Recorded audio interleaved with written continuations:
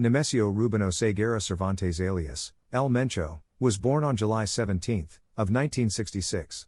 His parents were avocado farmers who lived in extreme poverty, barely being able to feed El Mencho and his siblings. By the 5th grade, El Mencho left school to work on a farm. Wanting a better life, his only option was to move to the United States. That's when the young Mencho immigrated illegally to the state of California in the 80s using a false identity.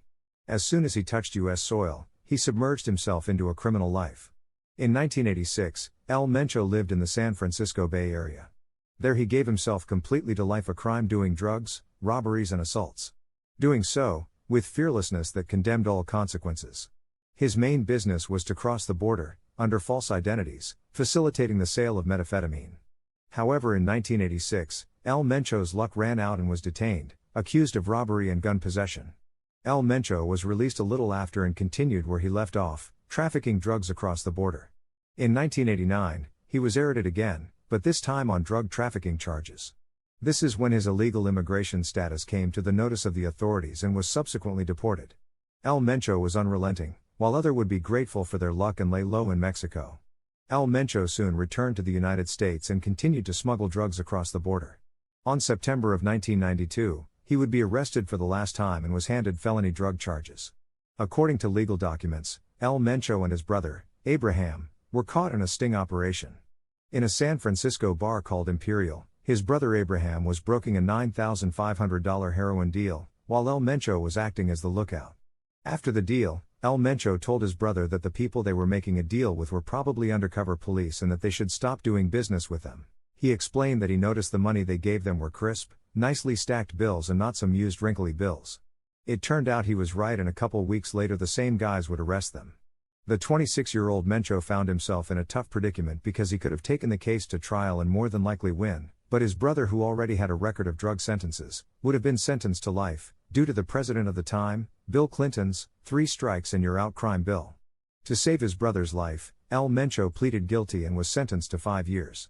He was sent to serve his time at Big Spring Correctional Center in Texas. After serving just 3 years of his sentence, El Mencho was released and deported to Mexico on January of 1997. Now 30 years old and a hardened criminal, he moved to a town called Tomatlan in the state of Jalisco. There he joined the police force, and during this chapter of his life, he received training in security and counterintelligence. Now it's unknown if he planned this out, but if he did, it was genius, because this knowledge would come in handy in his next stage of life. Soon, El Mencho left the police force and moved to Guadalajara, and there is where he met the Milenio Cartel and joined. The Milenio Cartel had once been its own organization. At the turn of the century, they were essentially an affiliate of the Sinaloa Cartel. That is because the Milenio Cartel has under leadership of Nacho Coronel, who was one of the co-founders of the Sinaloa Cartel.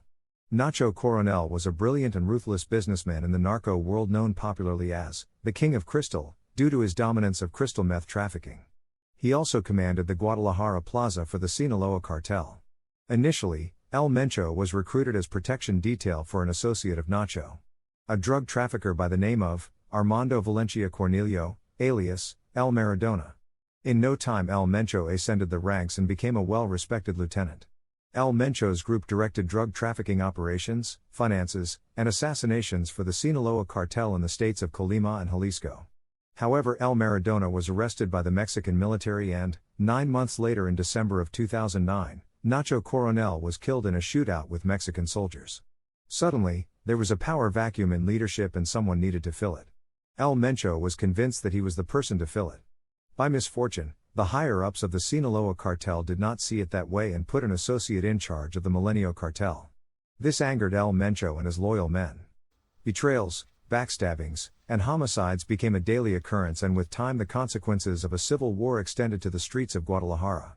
Finally, the cartel fell apart and was divided into 2 factions. One was known as La Resistencia, who stayed with the old order. And the other one was Los Matazetas, headed by El Mencho. A war broke out between the two, but El Mencho acted first, raining down a bloodbath and consolidated his influence across the west of Mexico. The group would later change its name to the Cartel Jalisco Nueva Generación, or how it's more popularly known as CJNG. With El Mencho, an unprecedented level of savagery, including those for narco standards, rained down. While El Chapo killed when considered necessary, El Mencho turned it into a sport, not for fun but to intimidate. There was mass shootings, kidnappings, tortures, and bodies thrown in the streets. On one instance, members of the CJNG attacked and burned alive a young girl, who they mistook as a rival's daughter. On another occasion, they strapped dynamite on a father and son, watching them blow up into pieces while laughing and recording it with their phones. All this was intentional, to intimidate anyone who dared to get in the way of the cartel's expansion agenda. During this time, Tijuana was a Sinaloa cartel territory and a key corridor for drug trafficking due to its ease of distributing drugs to key cities such as Los Angeles, Las Vegas, San Francisco, Phoenix, Chicago, New York, and more. Throughout these cities were drugs worth billions of dollars circulating the streets, and El Mencho wanted it all. In 2013, he began to introduce himself into the territory, employing his violence to intimidate and eliminate the Sinaloa cartel distributors. This turned into a full-out war against El Chapo. During this time, he also went to war with the Mexican government. The war between El Mencho and the government commenced with the United States. His rapid rise to the top of the drug scene and the ultraviolence of his cartel inspired the U.S. government to hit him where it hurts. El Mencho had utilized his money to create legitimate businesses around the world, directed by the members of El Mencho's family. That's when the United States put his businesses on the front line and began indicting his family members and freezing accounts. The Mexican government soon joined the party and targeted El Mencho. An error during an operation conducted at a Guadalajara apartment building where it was believed El Mencho was hiding sparked a shootout and gave El Mencho time to escape by just a few minutes. A while after, El Mencho set up an ambush on the 19th of May, 2015, killing 5 federal agents, and 2 weeks later the CJNG attempted to assassinate the Public Safety Commissioner of Jalisco, Alejandro Solorio, firing over 200 rounds into his armored vehicle. Then they attacked a convoy of police officers with machine guns and grenade launchers, killing 15 agents, being known as the most lethal day for the Mexican forces in approximately a decade. Weeks later the military launched an operation to finish El Mencho, but upon arrival with their 2 EC-725 helicopters, El Mencho's men opened fire with assault rifles and Russian RPGs. 1 helicopter was impacted and 8 soldiers died, and the only survivor was burned to the point that he was unrecognizable. The CJNG had practically declared war with a sovereign state. The only other capo to do that was Pablo Escobar. The CJNG didn't hesitate to unleash violence, paralyzing all of Jalisco. Buses and trucks were carjacked and set on fire. The chaos was so rapid and extensive that the government were obligated to respond by sending 10,000 infantry soldiers to secure the state. The chaos wasn't random, it was completely under control, and El Mencho used it to distract the authorities. Meanwhile he escaped.